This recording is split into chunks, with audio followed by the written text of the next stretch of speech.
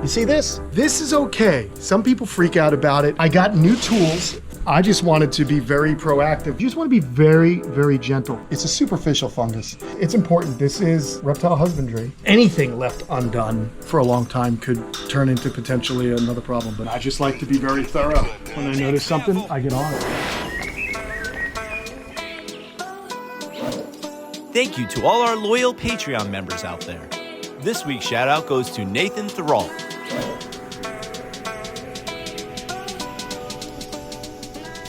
Hey, what's going on, everyone? These little baby redfoot and cherryhead tortoises are adorable. They're incredible. I love them. They're one of my favorite species to work with and have fun with. They're very popular in the trade. We got some cactus that I was actually weed whacking yesterday, and I knocked down this cactus, and all this is edible. And so these guys have great strong jaws, even at a very young age. And Matt, you were like, how are they going to even bite this? I can't believe they've eaten that much. Yeah, they are really powerful. They can get through that tough skin of the cactus. It's a great hydrating meal for them. I love it. Now, we've got quite a few little babies here.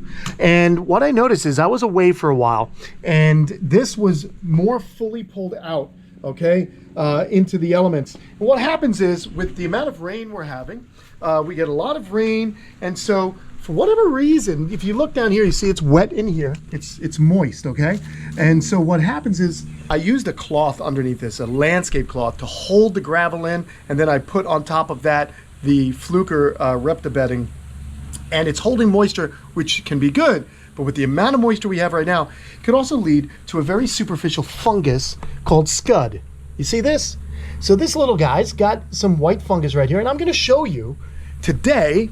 Number one, this is okay. Some people freak out about it. I just wanted to be very proactive with it and show you guys how you can deal with it. I got new tools from my friends at Redline Shipping, and these tools will help you kind of scrape away some of the superficial scud. You see this?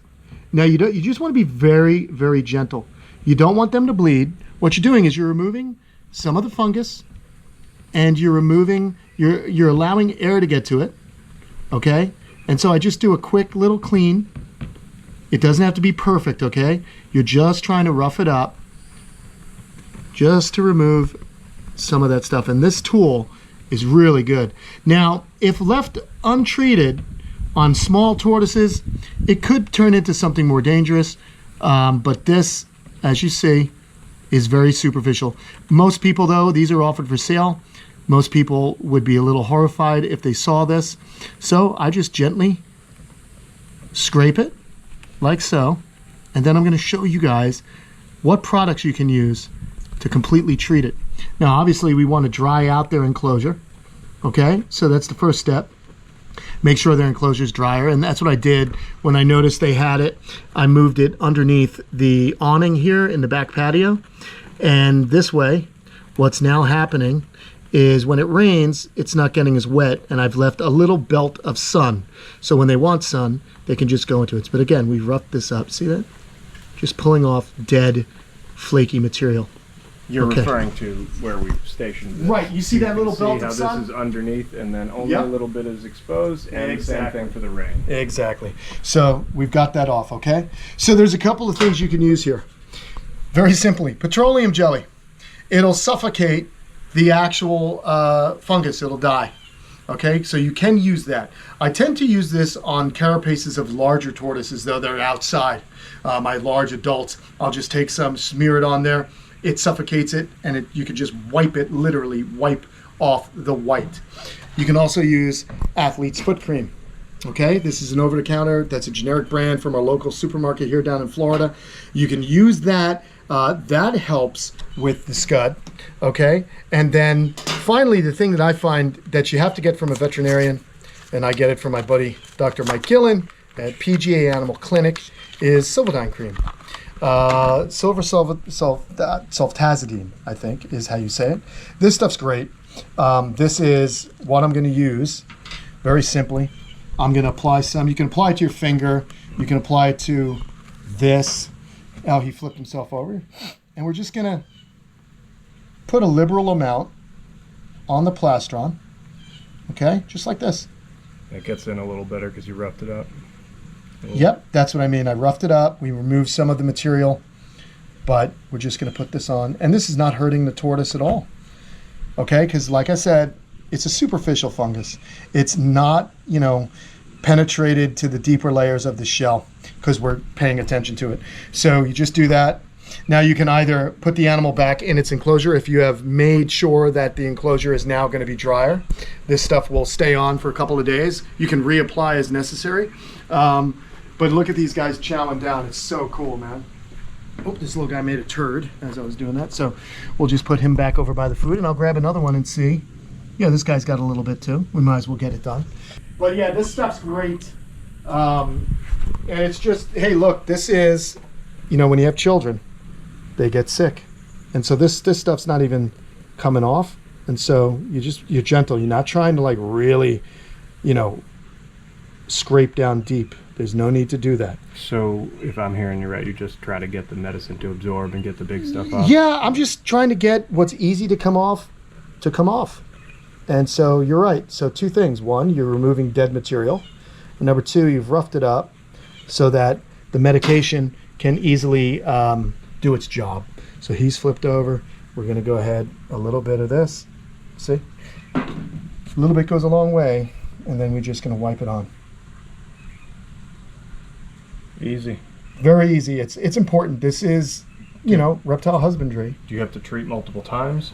You might have to, but if you remedy the husbandry, in other words, if you dry out the enclosure, this stuff will go away.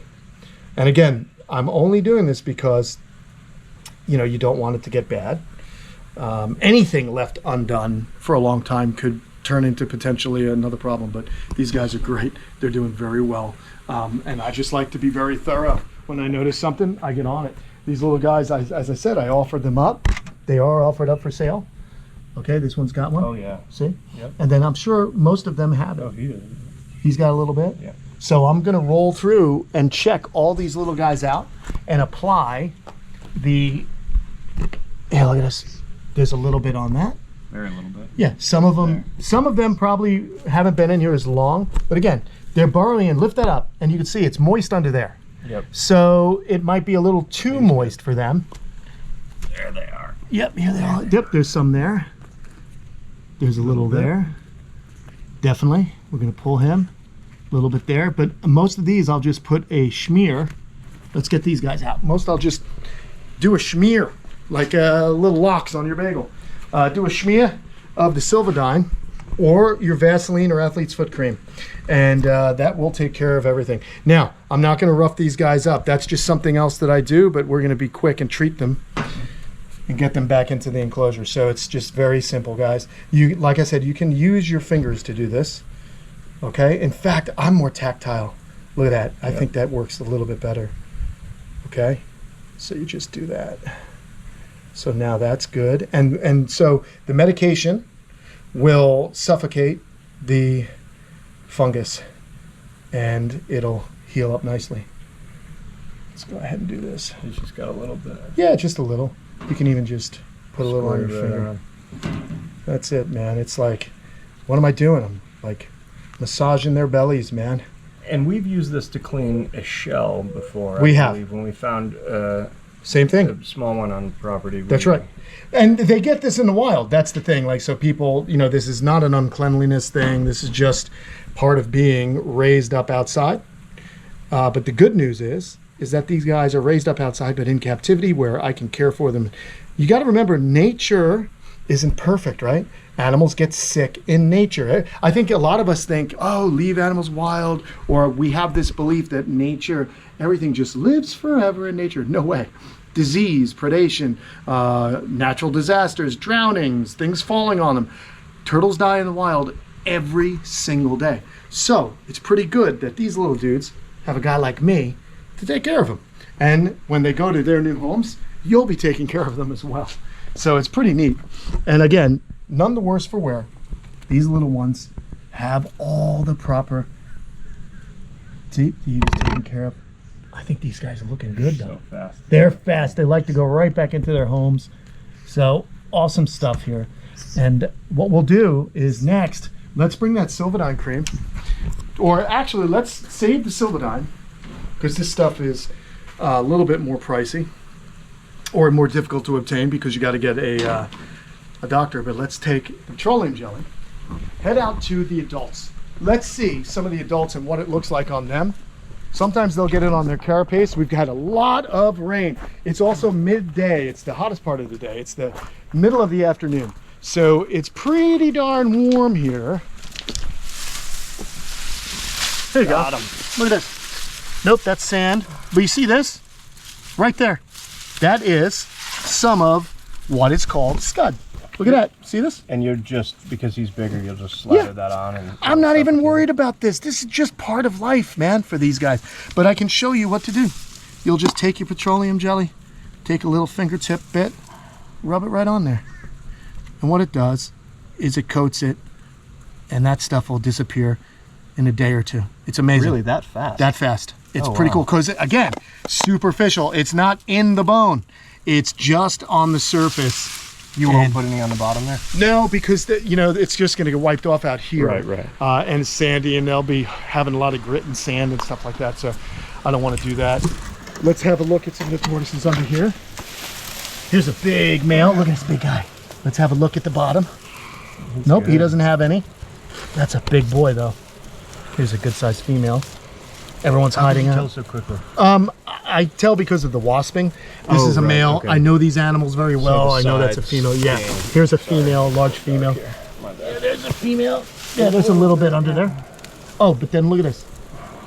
Look at her. I'll get. Is this Lego? No, this isn't Lego, but see, this is. Yeah, that's the one that's always like this. Right. So let's go ahead. Just do this. And what I'll do, folks, is I'll do a follow-up and just show you that this is going to go. I learned this trick from my friend, my buddy Colette Adams from Laddie Porter Zoo. She knows what she's talking about. She's done this for many, many years. So you've got that animal there looking good. We fed them earlier today. If you notice, I'm going to show you the pond also in this video. Look at all the green here. Okay? This is filter floss that I got from my friends at Aquascape. And look at how green it is, okay? That is planktonic algae. And just these two little bits of filter floss have filtered out so much of that algae. The pond is totally different. Oh my gosh, last week the pond was cloudy. We're gonna go look at it. It's the pond nice, was experiencing an algae bloom because I hadn't put any bacteria in it this summer. I hadn't needed to, so I forgot that you have to do that. My pond was so good for so long that I've just forgot I should add bacteria, that I need to change the ion gen probes. But check out how clear the pond is now. This is full sun, so hot, but these guys are doing so good now. We weren't even able to see him right there. Yeah. It was that really, cloudy, really crowded. which is very rare here. It's very clean. It's we always swim clean. in this all the time. Yeah, it's just the heat and me not having the proper bacteria load and maybe those ion gen probes. It's just it couldn't keep up with all the algae that had bloomed. Now, usually in the past I used to have lilies, but the turtles eat all the lilies, so unfortunately it takes away some of that shade. You might also see we got some new cichlids. My friend Michael Patrick O'Neill, photographer. You can check him out on Instagram if you Google or search out Michael Patrick O'Neill photography. Really amazing photographer. He's been to Lake Malawi and Lake Tanganyika in Africa, and he has filmed all these animals in their natural habitat, the cichlids that is. But we got some new cichlids, so I'm real happy about that, to see more color in this pond. I think I need to go back down to Angel's Hatchery to get a few more cichlids here in this pond. One last thing I want to show you. We're going to switch back to our tortoises. Look at how pretty these babies are. We were soaking them. These little guys just hatched out. So look at this. They're going to go in, but look at the... Oh, they still have the on the bottom. Yeah, a little bit of yolk, but he'll be okay. But look at how pretty they are. These are redfoots, just beautiful redfoot tortoises. Yeah, that's so interesting. Isn't it amazing? And then it just soaks. Within a day, that'll be in, absorbed. right? And you can see the wild. crease where he was folded in half on his plastron, and it widens up. So we're going to put them in here. We've got it drying out nicely. And then these little guys are going to be fine. So that's just a little tip, friends, about what I do to kind of remedy any of those little things that you have to deal with when it comes to animal husbandry, because you could be perfect, but things go awry. Anyhow, hope you guys enjoyed the video. Hope you got some information out of it. Let me know if you're using this technique on your tortoises, or if you know a different technique. I love when we share things in the comments below. We're all passionate reptile keepers, so let's get together and have a great community discussion down below this video. Thank you guys for joining me. I think I'm gonna jump in that pond. I'll see you guys soon. So long.